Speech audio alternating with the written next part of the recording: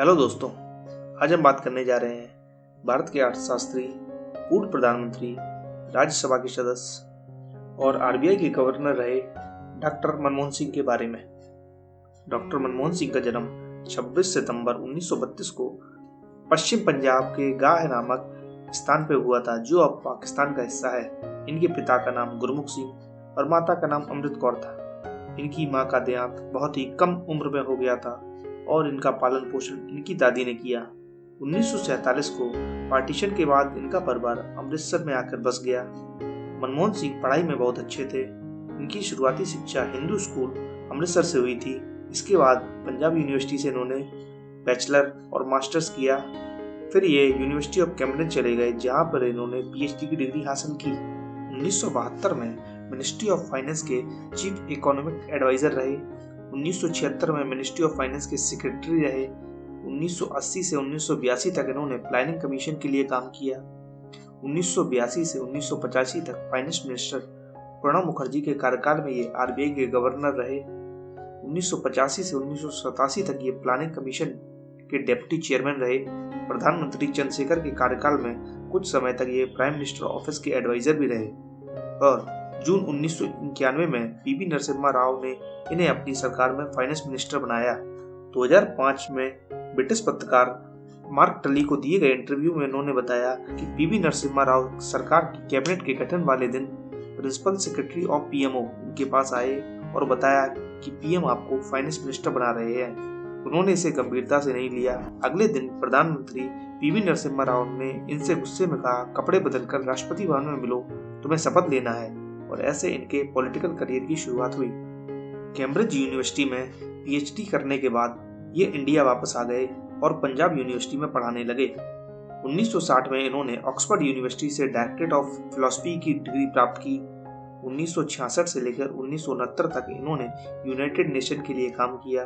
उसके बाद ललित नारायण मिश्रा ने इन्हें मिनिस्ट्री ऑफ फॉरेन ट्रेड का एडवाइजर नियुक्त किया। जब इन्होंने फाइनेंस मिनिस्ट्री की बागडोर संभाली तब भारत की आर्थिक हालत ठीक नहीं थी। भारत का वित्तीय घाटा जीडीपी के मुकाबले 8.5% था। भारत का फॉरेन रिजर्व $1 बिलियन था। सबसे पहले इन्होंने लाइसेंसी राज खत्म किया, आयात शुल्क को कम किया तथा एफडीआई की राय में आने वाले बहुत से कानूनों को भी खत्म किया और प्राइवेटाइजेशन को प्रोत्साहित किया ताकि विदेशी निवेश बढ़े। मनमोहन सिंह द्वारा किए गए इकोनॉमिक रिफॉर्म्स की तुलना पी चिदम्बरम ने चीन के डेंग सियोपिंग से की थी। आपकी नॉलेज के लिए बता दें, डेंग चाइना के लीडर और रिफॉर्मिस्ट थे, जिनको चाइना की इकोनॉमिक ग्रोथ का कारण भी बताया जाता है। हालांकि मनमोहन सिंह के कार्यकाल के दौरान फेमस 1992 स्टॉक मार्केट स्कैम भी हुआ था, जिस पर एक वेब सीरीज भी बनी है। मनमोहन सिंह पहली बार 1991 में राज्यसभा का सदस्य असम स्टेट से चुने गए थे। 1998 से 2004 तक अटल बिहारी वाजपेयी की सरकार के दौरान वो राज्यसभा के लीडर ऑफ ऑपोजिशन रहे। 1999 में उन्होंने लोकसभा के लिए साउथ दिल्ली से चुनाव लड़ा, लेकिन हार गए।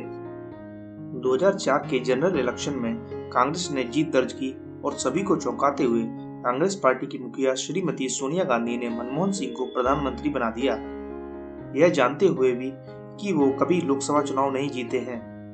बीबीसी न्यूज के अनुसार मनमोहन सिंह की छवि बेदाग थी और उन्हें बहुत से मंत्रालयों का अनुभव भी था। ये भी एक वजह रही उनके प्रधानमंत्री बनने में। 22 मई 2004 को उन्होंने भारत के प्रधानमंत्री के रूप में शपथ ली।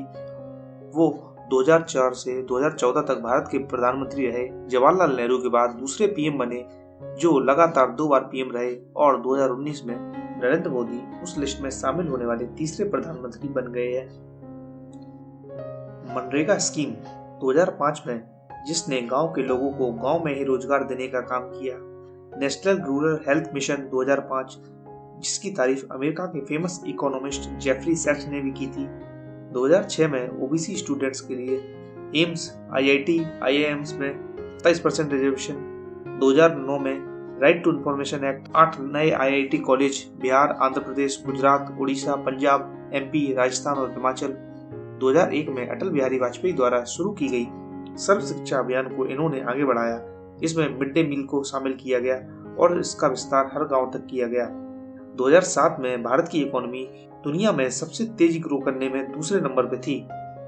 2008 में मुंबई हमले के बाद एनआईए की स्थापना, 2009 में आधार कार्ड 2009 में right to child to free and compulsory education act, 2013 में right to fair compensation and transparency in land acquisition rehabilitation and resettlement act. उनके पहले कार्यकाल के दौरान हुआ मुंबई हमला तथा दूसरे कार्यकाल में हुए भ्रष्टाचार के मामले। मनमोहन सिंह ने 1958 को गुरशरण कौर से शादी की और उनकी 3 बेटियां हैं, उपिंदर सिंह, दमन सिंह और अमृत सिंह, और वो सभी पॉलिटिक्स से दूर हैं।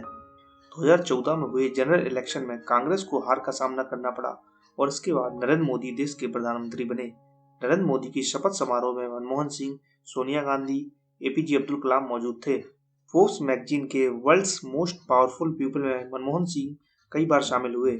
17 जुलाई 2012 में टाइम मैगजीन एशिया ने डॉक्टर मनमोहन सिंह को कवर फोटो पर जगह दी। 1987 में भारत का द्वितीय नागरिक पुरस्कार पद्म विभूषण से सम्मानित किया गया। प्रधानमंत्री बनने के बाद 2010 में सऊदी अरबिया के special class of the order of the king Abdul Aziz के सम्मान से इन्हें नवाजा गया। 2014 में जापान के ग्रैंड कार्डन ऑफ द पोलोनिया फ्लावर से इन्हें सम्मानित किया गया। डॉक्टर मनमोहन सिंह के ऊपर 2013 में एक डॉक्यूमेंट्री और 2019 में एक फिल्म भी बनी है, द एक्सीडेंटल प्राइम मिनिस्टर, और वो राजस्थान से अभी राज्यसभा के मेंबर हैं। इस वीडियो में इतना ही। ये थी कहानी डॉक्टर मनमोहन सिंह की।